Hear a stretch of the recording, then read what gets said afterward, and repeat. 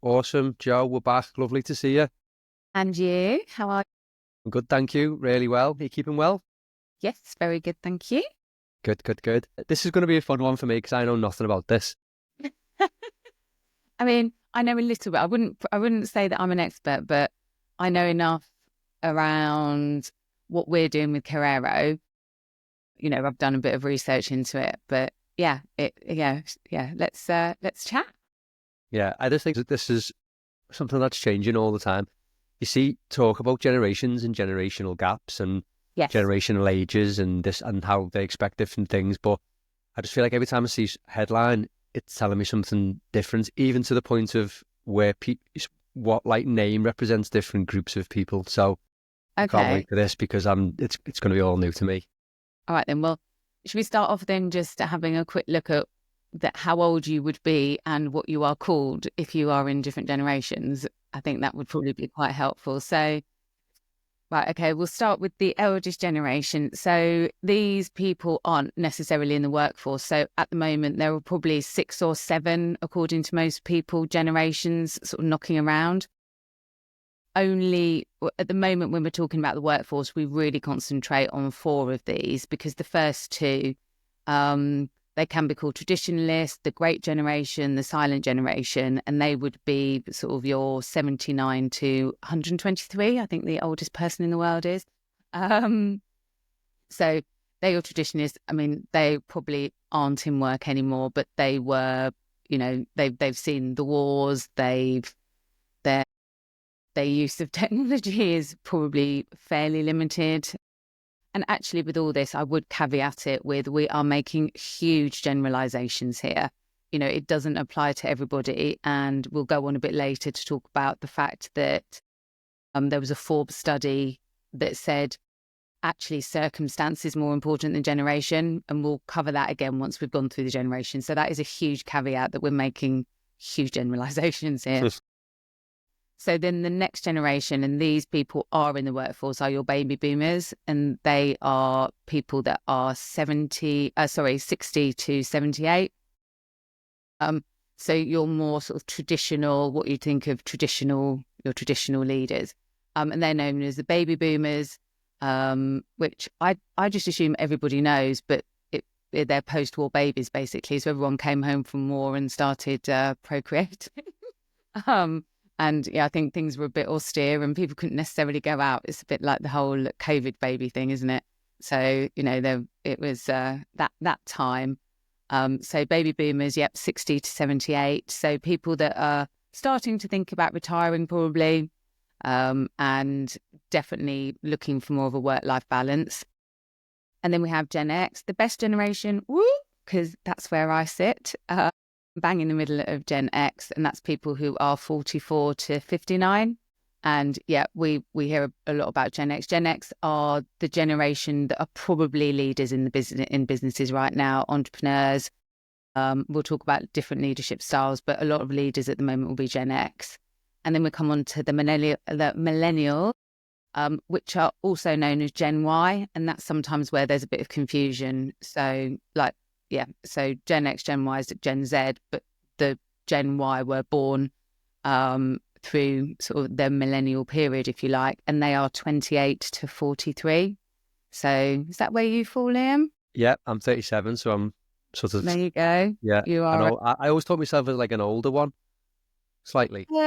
Yeah, maybe. And also, by the way, the age ranges do differ. It's around a 20-year period each generation, and different people put them in different places. So, but I think you can probably say you're firmly in the millennial category. And then we have Gen Zs, which are anybody who's sort of 27 right the way down to 12. So they're the sort of the Gen Zs are the people that are probably getting quite established in the workforce now. For a while, we talked about them as sort of the new, well, they are still the newest generation in the workforce. And then the really scary ones are the Gen Alphas. And again, we won't talk about them too much today because they're 0 to 11 at the moment. But they're the ones to they're the ones to watch. They're the ones that marketeers are already thinking about, how do we influence these people? Yeah, and we don't know that much about them yet or what their expectations are going to be. So when we're talking about generations in the workforce, we tend to talk about baby boomers, Gen X, millennials, and Gen Z. Sort of they're your the four main people that are sort of in the workplace at the moment. And yeah, have very different expectations. In general, baby boomers, they lived to work. They worked long hours. They were dedicated. They had jobs for life. Like my dad worked for 2 businesses the whole of his life. And again, we're really lucky. He had a final salary pension and was able to retire early 60s and has an amazing life now. They were the generation that also, if they got onto the property ladder at the right time, there were huge jumps. They bought their first house, I think, for £6,000. You could put that on a credit card these days, couldn't you? So yeah, definitely sort of living to work, working long hours, super, super loyal. And then Gen X, sort of my generation, we were brought up by baby boomers, so we still had that expectation, still super, super loyal, more sort of becoming more like working to live. We'd do the necessary, we'd go home, we did very long hours, but we weren't as caught up in the workplace, I'd say, as the baby boomers. And then your millennials were more likely they would work to fund their lifestyle, want a lot more work-life balance, bored a lot more easily, so start to move careers quite quickly. I remember looking at CVs in my early career, and when we were recruiting, probably early 2000s, and if people had moved jobs sort of more than once every 3 years, I was like, oh my God, we can't employ them. They might leave straight away. There was a complete change in how we thought about stuff. Yeah, so millennials definitely much more likely to move around. And then Gen Z, oh my gosh. Yeah, so in general, they want rapid progress. They want to achieve really, really quickly. Work is a means to be able to live. So we talk about the gig economy. We talk about people wanting to have, not wanting fixed term contracts, but wanting to sort of have temporary contracts and just be able to do a job, go home, maybe do another job later that day, maybe, follow a personal passion rather than loving their job.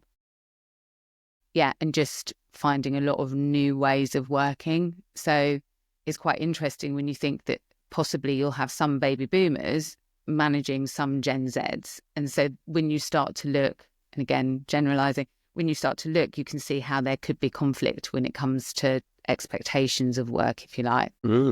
Interesting. Well, I mean, yeah, I've already learnt loads there straight away. I mean, there seems to be a theme of, like, if you think of like a spectrum between focused on work and focused on life, your personal life, let's call it. There's definitely been like sort of a one-way trajectory between the baby boomers who are more focused on work to Gen Z, which are more focused on, let's say, personal life. And it's kind of gone that way without exception, really, by the sound of it. I think so. I think it's more the fact that now people recognise that work isn't your whole life, that you can do other stuff, but also that it can kind of be both. You don't have to be at work, be at home. How many people, when you look at their values, are like, be authentic, be yourself, and that's a movement away from having to have a work persona and a home persona and being very formal at work versus being very relaxed at home. And actually it's about, well, let's bring your whole self to work. That's definitely changed in the last 20 years that I've been working. And that doesn't mean that Gen Z don't want stuff, but they want to know how to get it and how to get it quickly. You think about it, they're digital natives. They've been brought up like with instant gratification. They can, watching TV, they decide they want to watch something, they watch it. My daughter is consistently surprised when we have to wait a week to watch the next series, the next episode of something. When I sit there and do my but I remember the days when we only had 3 channels and then channel 4 was launched. And, that was the excitement of the week, and everybody tuned in to watch this new channel being launched. And, there's just a different expectation, I think. I don't think that the Gen Z is any less serious about work. It's just that they don't feel like they have to be doing it the whole time. There were more efficient ways to get things done, right? So I think everybody still takes work seriously, but it's just how they want to work, I think, is different. Yeah. And do you think, I mean, my sense would be that the biggest change in all of these generations would be between the millennials and Gen Z. Do you think that would be something fair to say? What do you mean by change? So differences. So the biggest differences between the generations, like if you think about like baby boomers to Gen X to, so I've already forgotten the names, to millennials, and then the Gen Z. Do you think, like my sort of sense without studying it would be that the biggest differences between the consecutive generations would be between the millennials and the Gen Zs? No, I think you think that because you're a millennial, if that makes sense. Cool. Every generation thinks that the generation after them is a little bit like they can't do it as well as we can. So the baby boomers would think that about my generation. I would think that potentially about your generation. Of course I don't, because, I'm enlightened.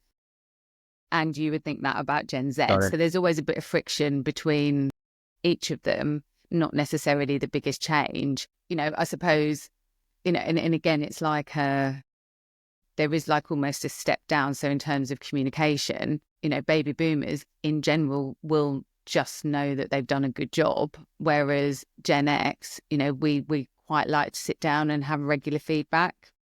Less so than Gen Y, or millennials who, for my generation, it's almost like, oh my God, you want to talk about your career again? Oh, what are you talking about? We did this last month.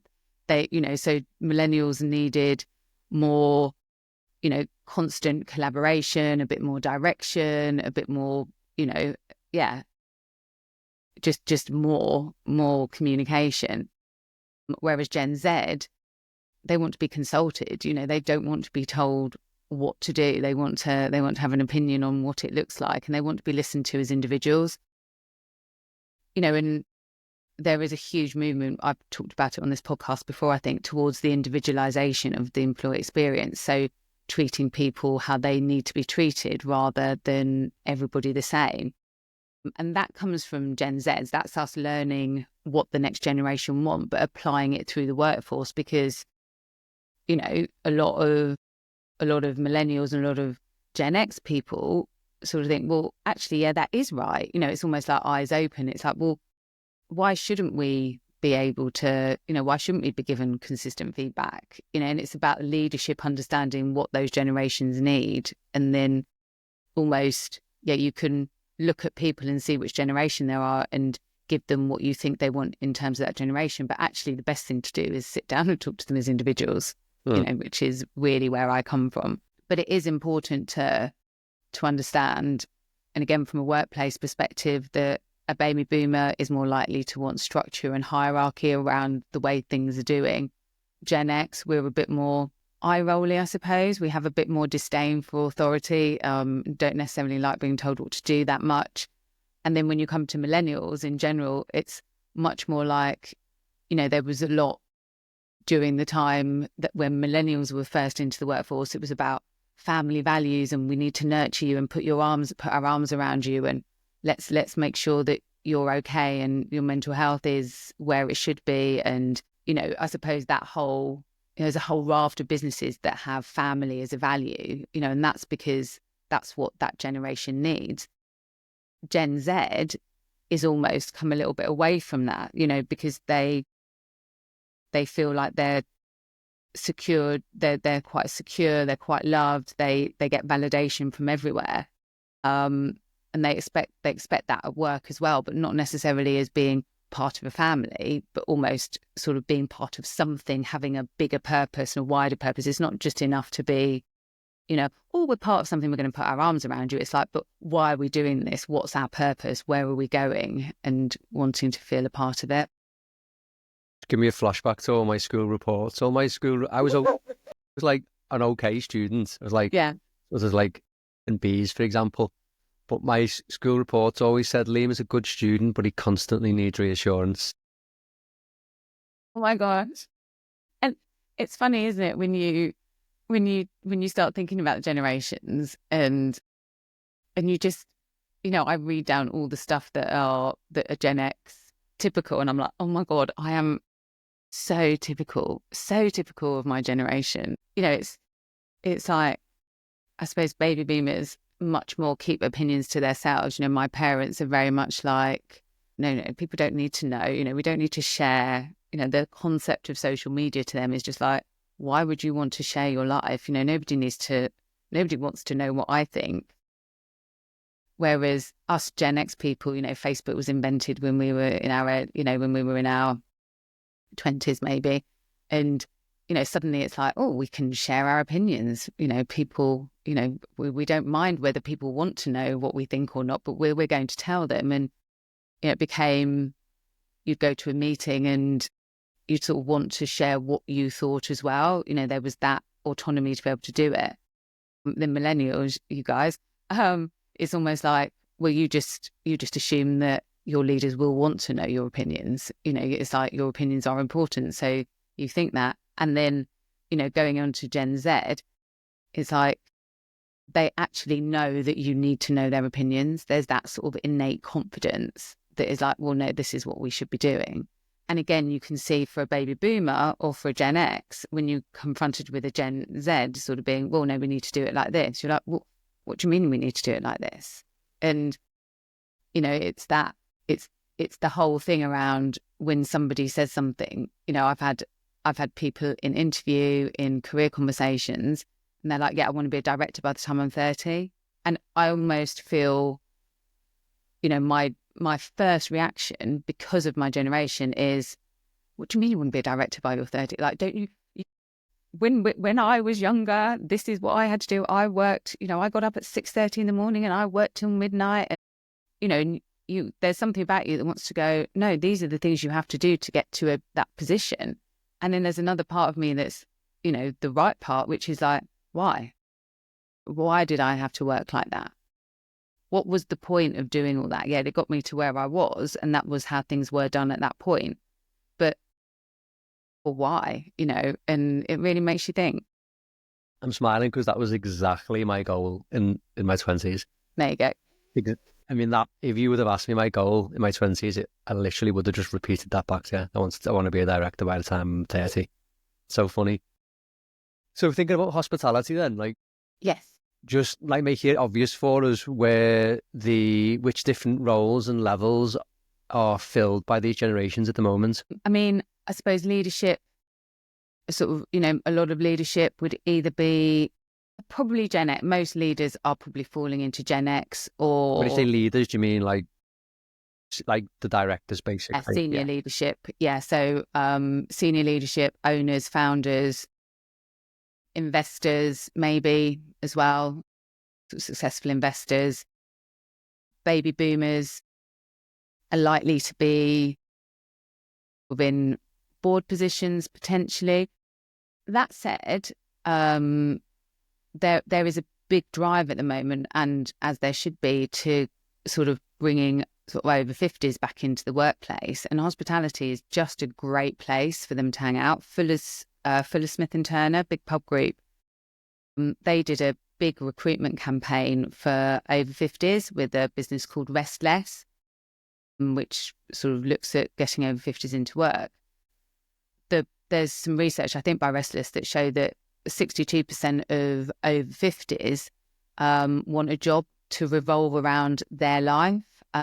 So they want to sort of work more part-time roles, or, I suppose if you've been quite senior in an organisation, maybe doing some consultancy or a non-exec position. But Fuller's did a big drive around getting over 50s in, and actually found their retention dropped considerably by having over 50 women on their bar teams, because people would go to work, and traditionally behind the bar, you get a lot of sort of Gen Zs, people that are either studying and working behind a bar, or, you know, potentially looking for another job. A lot of people fall into hospitality, whilst they're sort of that age group, sort of your 18 to 27, 28. And the retention, because when you've got a group of young people all working together behind the bar, you know, that's great. But if you have throw an older woman into the mix, suddenly you have a bit of a maternal influence. You have somebody who's there to chat things through with, sort of a bit of an unofficial mentor, a bit of a buddy. And their retention dropped. And they found that a really great way of A, helping them with their recruitment challenges, but B, helping with team stability by having a mix of generations. Cool. So just to clarify there, you mean people stayed longer? Yes, absolutely. Turnover dropped, Yeah, turnover dropped, yeah. Cool. So, you know, I thought that was a really great study in terms of, you know, again, you would expect a bar team, or, you know, you walk into any QSR kind of restaurant at the moment, it tends to be the younger generations that are working there. But actually having a few older people there just brings a balance. It's like anything, isn't it? You need a diversity of teams. And we talk about diversity a lot. And I think a lot of the time when we talk about diversity, we immediately go to gender or race and not necessarily to age. But I think having a good balance of ages within an organisation is super important for experience. Also, what we can learn from the younger generation. I was at one of my clients had a conference on Friday, and I was invited to be on the panel, and we were talking about generations, actually. And we started talking about reverse mentoring, and one of the operations directors was hosting the panel, and he's probably an old Gen X. Sorry, a young Gen X.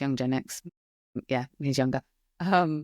And he was saying that he was being reverse mentored by somebody sort of in their very early 20s. And he said he's learnt more than he ever could have imagined. You know, it's one of those schemes that you kind of go along and think, I'll do this because I'm being told to by somebody, because it is a good thing to do.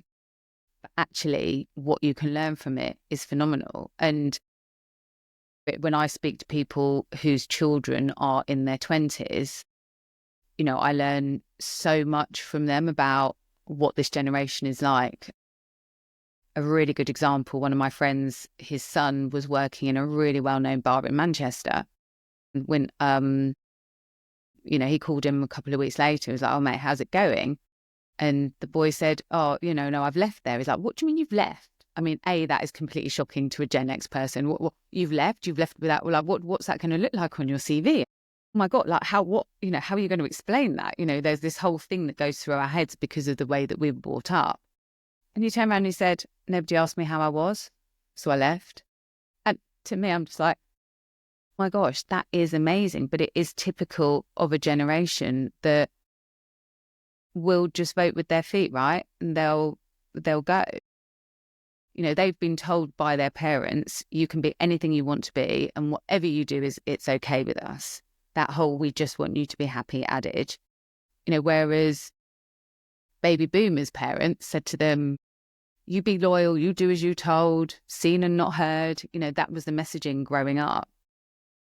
You know, Gen X, very much about you've got to stand on your own 2 feet and be independent. You know, I've had it drilled into me to be independent financially, emotionally, you know, and that's just what we had to do. And then your generation, your parents, likely, I don't know, you're wonderful, you're brilliant, you can do anything, you know, be what you want to be. That comes into the workforce, right? So as then leaders in the workforce, we have to think, okay, so these people have been told their whole life they can be whatever they want to and whatever you do is okay. Of course they're going to walk out of a job if it doesn't feel right. That's what they've been brought up to do. It's, you know, it's kind of obvious when you think about it. Yeah.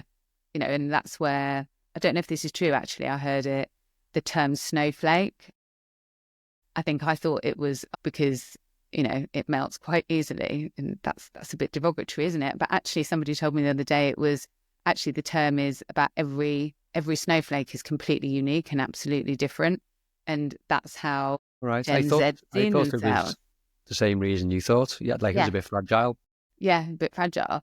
But actually, and I don't know, but I prefer the story. It's about everybody is unique, everybody is different, and therefore we have to treat everybody as individuals and understand what they want. Yeah, and going back to just, I think, openness, transparency, authenticity, that's not something that we're used to in a workplace. When you have Gen X leaders, it's very easy to think that somebody's going to come into your business and love it as much as you do because you're a leader and you invested into it, or it's your own business.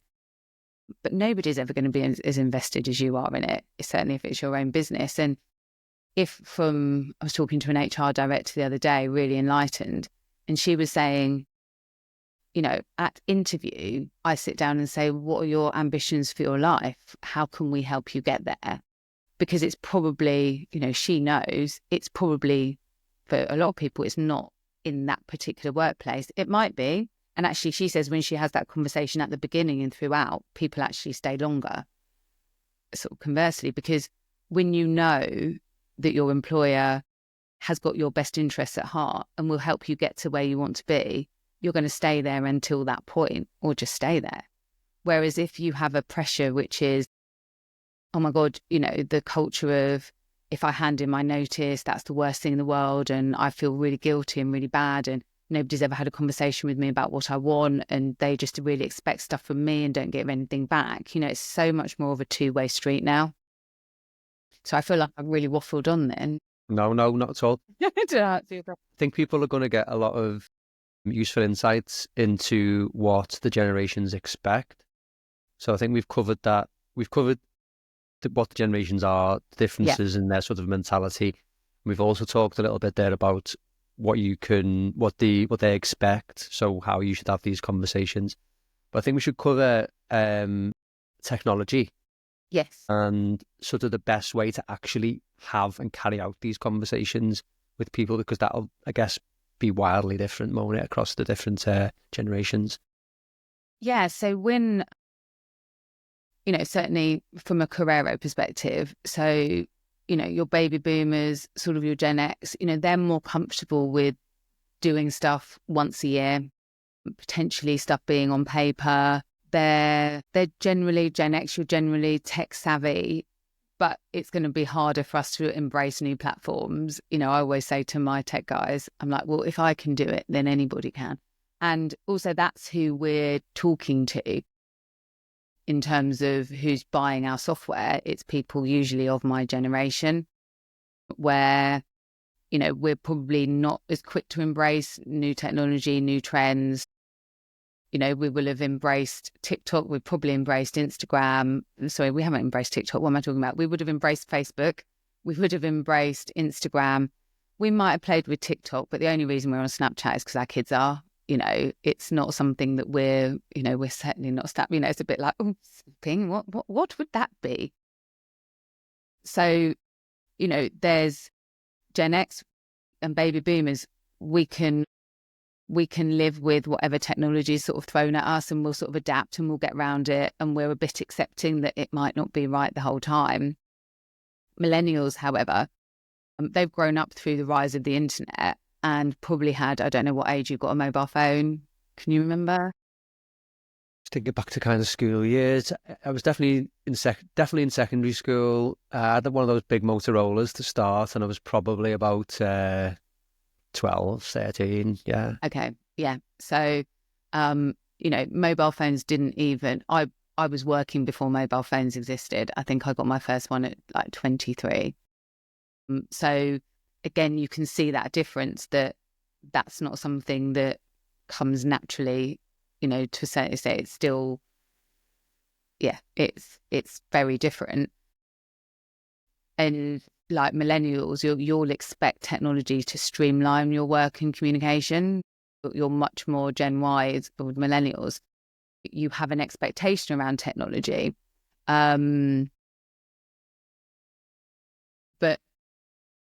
Gen Z, that's where there is a big difference actually, because they're the first generation of digital natives. they've grown up completely with technology, and they have an expectation that all technology will be like consumer technology, and actually workplace technology is way, way behind. You know, if you think about how people communicate through Snapchat, WhatsApp. I mean, I don't even know what Gen Z are using, but I think it's, Snapchat maybe.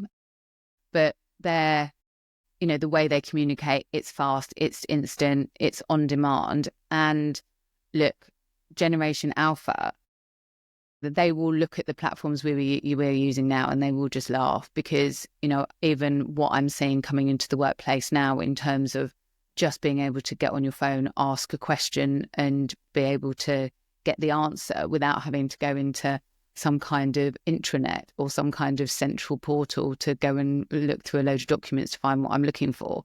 There's, this generation of AI and being able to just, get what you want when you need it. That expectation is only going to increase, and it's using technology to do the boring stuff so we can do the interesting stuff, certainly in hospitality. Matt from UDA, who is sort of one of the forefront leaders, I guess, in sort of HR tech and AI in general, whenever I hear him speak, he says, we know more about our customers than we know about our people. Like, how crazy is that? So the organizations that are doing it well and really, really care, they're making sure their tech stacks are joined up. They're making sure there's one digital front door, and they're making sure that people can go in and do what they need to do, to make their lives easier. Like what you guys are doing at Pillar, that's an expectation, right? That somebody would come to work somewhere, can just go on, find out when they're working, what they've got to do, what they've got to do during the day. That I wouldn't have dreamed of something like that when I was starting work, but that is the norm now. People just want to have integrated, seamless technology. And I think we're a bit behind in sort of in hospitality, but also in HR tech. It's not Snapchat, is it? It's not quite, and we're being forgiven still at the moment, but we've got to work pretty hard and pretty fast to keep up with what the expectations are as far as tech is concerned. Certainly, as far as Carrera is concerned, if you're having a conversation with somebody about their career and then recording it on a spreadsheet, that feels very outdated to me now.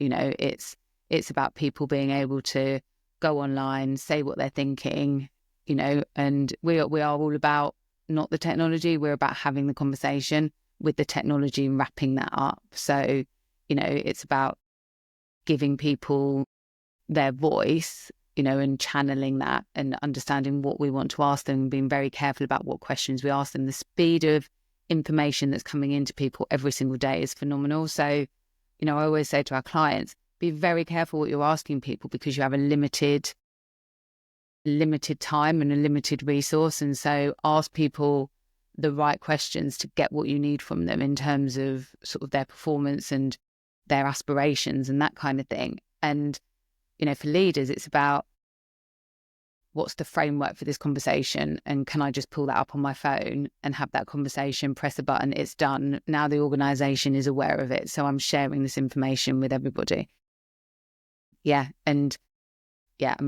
Like you, there's so much I want to do with our technology, but there's so much happening in the world of tech, and we've got to move because it is what Gen Z expects.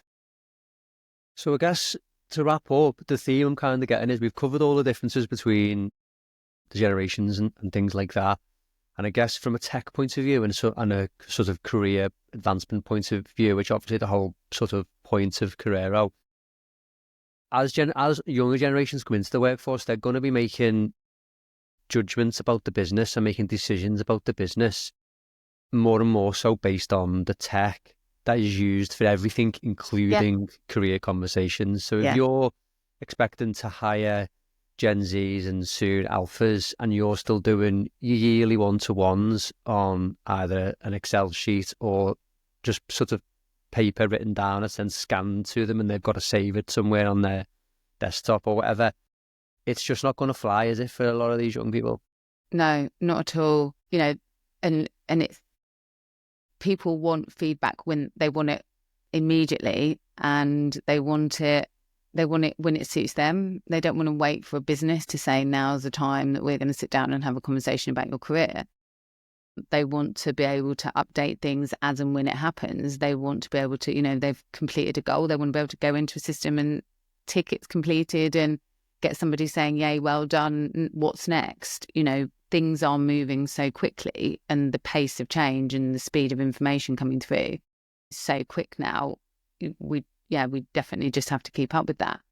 That said, we also have to remember that there is a huge aging population, and we also have to accommodate for the older people coming back into the workforce, and the fact that actually they don't necessarily always want career progression, but we need to understand and identify that. So again, it's coming back to that, what is your circumstance rather than your generation in a lot of cases. For example, a woman having her first child in her early 20s is in the same circumstance as a woman having her first child in her early 40s. They're both suddenly in a position where they need different things from the workplace because, you know, they are either sharing parental responsibility, or, you know, they need a bit more flexibility because, you know, nursery finishes at a certain time and they have to pick up their child, even if they're co-parenting with somebody else, they have to pick up their child at a certain time. So the circumstances then outweigh the generational differences, which I touched on at the beginning. And it's about understanding what that looks like for each individual. Do you know from your workforce who's got a sick or aging parent at home? You know, it doesn't necessarily have to be Gen X because our parents are of that age. You know, it might be somebody in their 20s whose parent is terminally ill. You know, we need to understand individual circumstance before we make these massive generalizations about generations. It would be very dangerous just to think, you're this age, this is how I'm going to treat you. However, you know, we've seen in our chat, haven't we? A lot of it does ring true. Yeah, 100%. Perfect. I love that. Brilliant. As always, a quick note to the listener then. So Joe's details will be in the show notes if you need any more information, or you want to try and clarify any of this confusing generational stuff, just reach out to Joe and she'll do that. So Joe, thank you so much. Amazing. Love that. Pleasure. Cheers. I'll see you next time. See you soon. Bye.